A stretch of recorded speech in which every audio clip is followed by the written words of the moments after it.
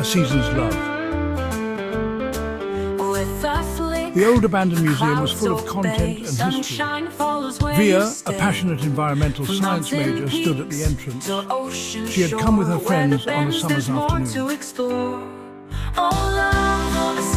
Look at this. His voice, as usual, was tinged with skepticism, but there was something in his tone that grabbed their attention.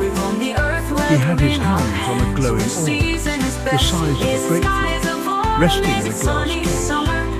It hummed softly, like a harp. What is it? Not sure. It looks like a weather machine. It's ridiculous. His eyes lighting up with curiosity. He was a history buff, more at home in dusty books than in a science lab, but even he couldn't ignore the mystery of the object. It looks magical. Via hesitated, her fingers brushing the cool surface of the orb. Let's just try it. What could go wrong? They clicked a button on the orb. A bright light lit up in the room, and suddenly the air outside grew cold, then warm, then thick with moisture. Through the museum's windows, they saw the weather shifting, clouds swirling, rain beginning to fall, then stopping abruptly as the sun broke through. That was incredible. This doesn't make sense. We need to figure out what this thing actually is. As they sat around the device, watching the changing weather outside, Via realized it wasn't just a novelty. The orb could control the climate. Their first test was in Kansas. A tornado warning in Kansas had been broadcast. They arrived in the middle of a flat, windswept plain and activated the device.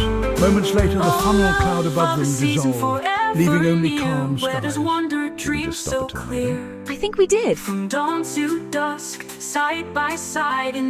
by their heroics, Tressa designed special outfits for each. What are we again, the Crusaders of the world? Sure, why not? We did stop a tornado.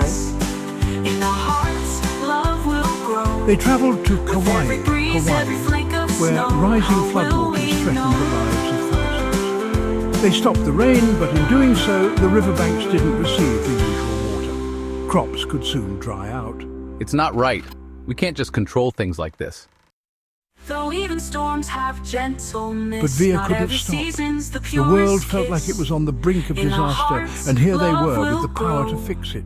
With every breeze, every flake of snow, how will They used the orb again, this time adjusting the settings to slight rain.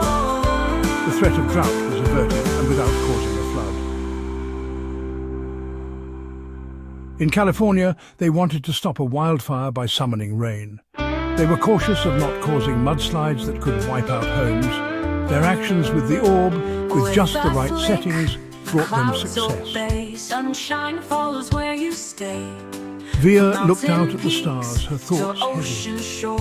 She had always wanted to make a difference. She never thought nature could so easily tame. The secret, it seemed, was to keep a balance, so as not to disrupt one thing while fixing another.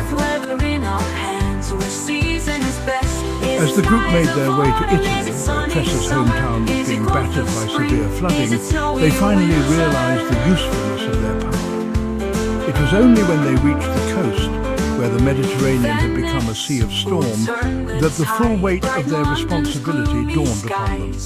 Together, they devised a plan to save the town. They created an elaborate system of barriers and irrigation that would guide the floodwaters safely away, allowing the people of Tressa's village to rebuild. The orb remained a mystery, its origins unclear, but they had learned a crucial lesson. Its power needed to be adjusted to the proper settings to be truly useful. We couldn't fix everything, it seemed at first, but later we realized the orb was made. As they drove in their car, wearing their hero outfits, the sun rose on a new season, one of newfound balance.